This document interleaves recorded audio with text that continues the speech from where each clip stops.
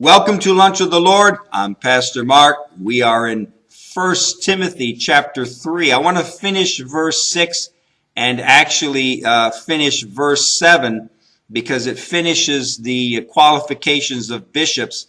And then next lesson, we will get into the qualifications of deacons. But this lesson, we want to finish these qualifications for the bishops. But before we begin, Jeremiah 15:16, thy words were found, and I did eat them, and thy word was unto me the joy and the rejoicing of my heart. Now, we finished last time in verse 6 says, not a novice, meaning not a newborn Christian, lest being lifted up. And we saw that the lifting up, the Greek word means like a smoke, a mist that goes up. It fogs. You can't see through it. And it deals with deception. And this is what Satan can do, is that this being exalted to a position can cause a blindness to the realities, okay? Realities around the realities of the Christian life. And so here he says, not a novice, lest being lifted up. And then he says, lifted up with pride. Now, pride was the cause of God's judgment upon Satan. In Isaiah 14, verses 13 and 14, and Ezekiel 28, verses 1 through 19, and also in Matthew 4, verses 1 through 10. When a Christian enters into pride, they are partaking of the very nature of Satan. Pride is one of the most common sins that we indulge ourselves in from our old sin nature. Pride is one of the most subtle sins that we can enter into. It's very easy, very deceptive to enter into pride, where we can be in there and we don't even know we're there. We can speak things and think things that later we find out that was pride. Pride was the major sin that caused Eve to sin. In Genesis 3, verses 4 and 5, Satan said to her, you shall be as gods, right? Meaning, you can make your own decisions. You can rule your own life. And as pride destroyed the human race, it will these new believers' life, these novice believers. Pride will destroy their lives. All right? So, not a novice, lest being lifted up with pride. And then it says here, he fall into the condemnation of the devil. Now, this phrase can be viewed in two ways. All right, can be viewed in two different ways. Number one, that the novice who enters into pride and is puffed up in their heart will be judged by God as Satan was judged. Now, it doesn't mean that they lose their salvation. But what it means is that one view, the condemnation of the devil, meaning like that a novice who enters into pride will receive condemnation just as Satan was condemned. As Satan was condemned by pride, so also the novice will be condemned by God. Not condemned to losing salvation, but meaning judged by God. The second view of this is that a novice who is proud will enter into Satan's condemning him for being proud. As Satan is the accuser of the brethren, night and day before God, the novice's pride is just one more sin that Satan can accuse him of. Right? And also, Satan can condemn the novice to himself using his own pride and cause the novice to feel guilty and condemn himself for being proud. Right? So Satan instigates us to be proud, and then after we become proud, then he points the finger at us and accuses us of being proud and says we shouldn't be. So then we enter into condemnation and guilt and all that stuff, fear. So it's just a vicious circle, right? But so when it says here that the novice being lifted up with pride, he fall into the condemnation of the devil. It could mean one of two things. And then in verse 7 it says, moreover, he, meaning the bishop, must have a good report of them which are without. Now, a good report of them which are without means that the value of a Christian's life or a Christian's testimony should extend even to the unsaved people that they have contact with. So your life as a Christian has a value in a sense by what the unsaved world, the unsaved people at work or at store or wherever, the unsaved people that know you, there is a measure of value, a good report that is given by them as a testimony unto your faithfulness unto God. So not every unsaved person will admit to the uprightness of a Christian, but there will be some that will. You go to work or whatever, and not every Christian there will like you.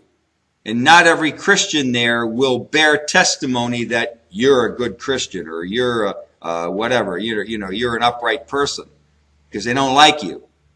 But there will be some that will some unsaved people there that will testify. Yeah, you are. I don't know what a Christian should be because I'm not one, but you seem to be an example. You're always faithful, and you're always this, and you're always that, right?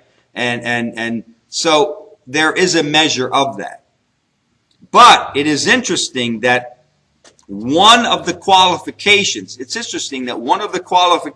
of being a candidate for a bishop is that the world around you bears testimony that you live your life according to what you believe.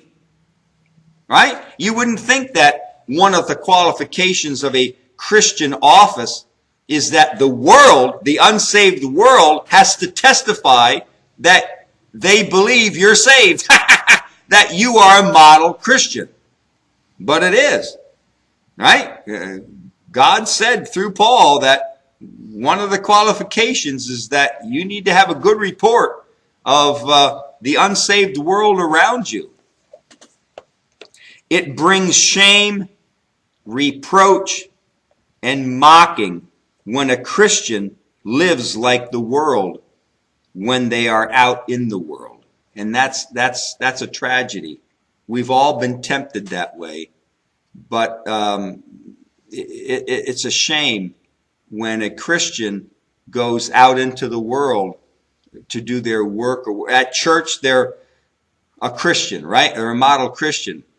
But the rest of the week, on Monday through Friday, when they go to work, they look just like the world. And that's where it's a mocking. It's not right. It's a terrible testimony unto God. All right, for a Christian to do that. The unsaved world may not like you or what you represent, but they will respect you for being honest with your beliefs and your convictions. And eventually, some may even come to know the Lord by your testimony.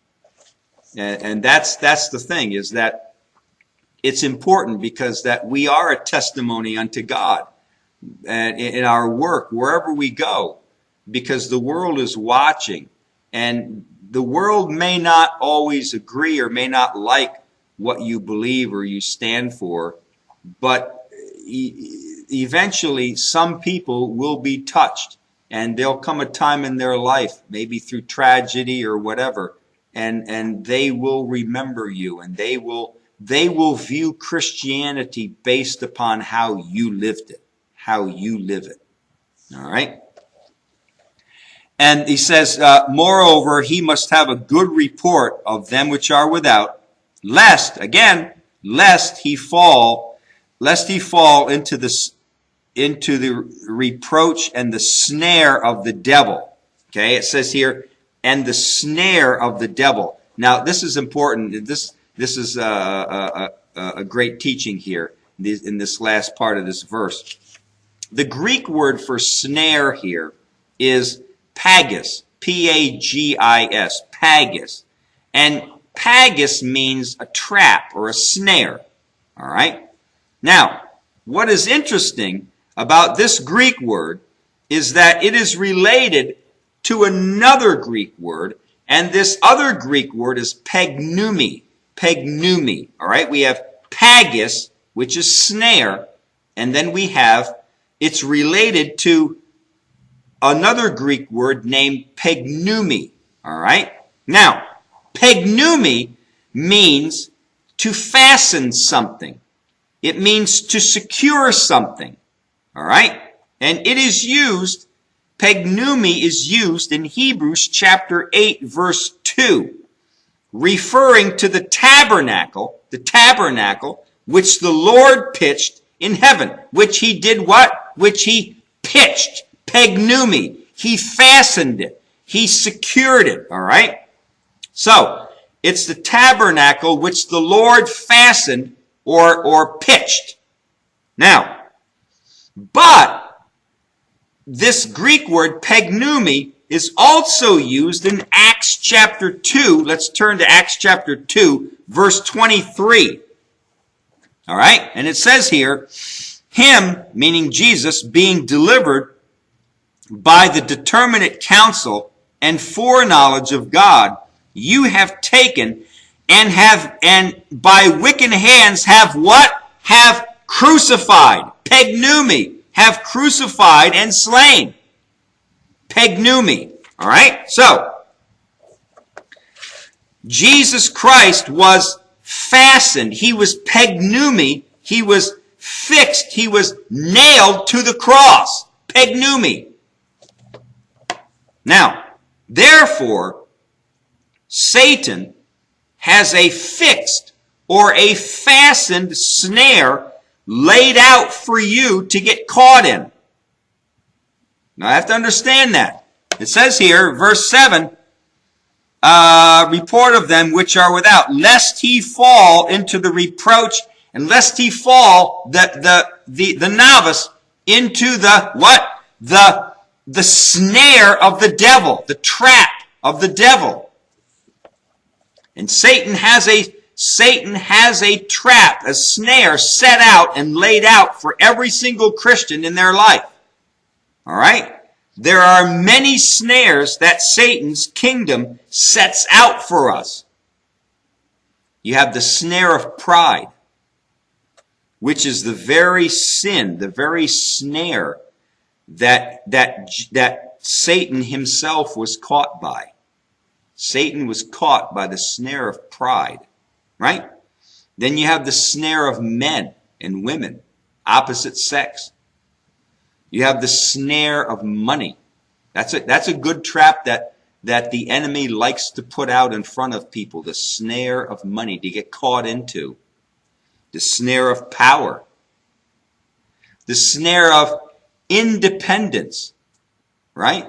That's what Eve said. That's what Satan tempted Eve with. You can be your own God. You can make your own decisions. You don't need God anymore. Independence. The snare of drugs, snare of alcohol, right?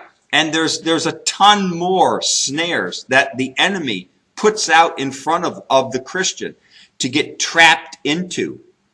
What is it? It's a pagus. It's like you go into the woods, those traps, those animal traps, right? I used to have them years and years ago. Back in the 70s, I had these traps. You open them up and then you put them out to try to catch an animal. Well, the trap had a little chain on it, and with the chain you would put a nail or a stake down into the ground so that if the animal got caught, it wouldn't go far. It wouldn't be, go across the field or something. It wouldn't get caught and then run.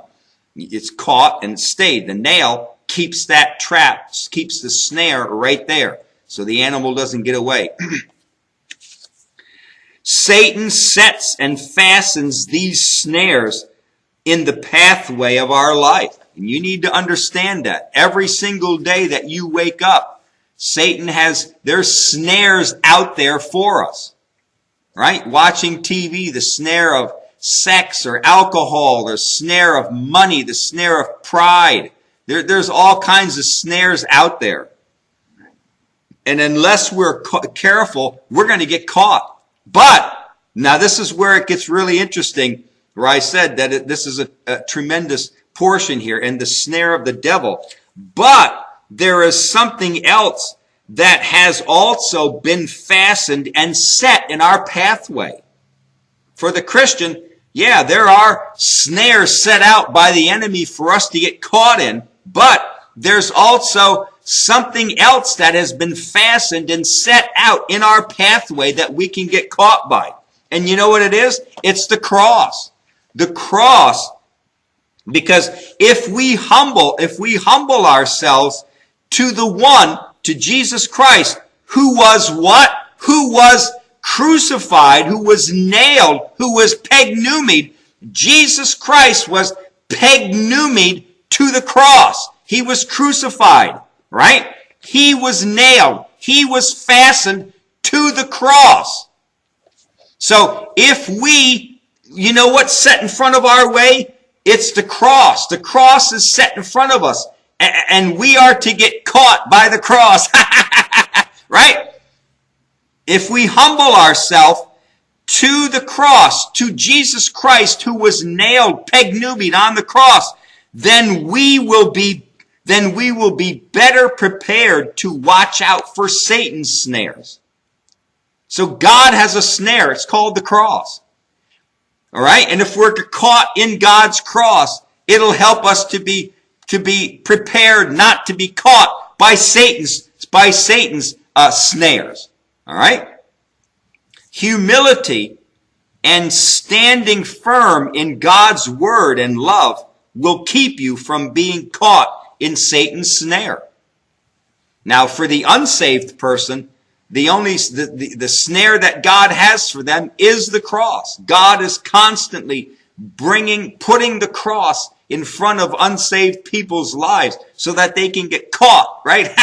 So that they can see the one who was pegnumied to the cross, nailed to the cross.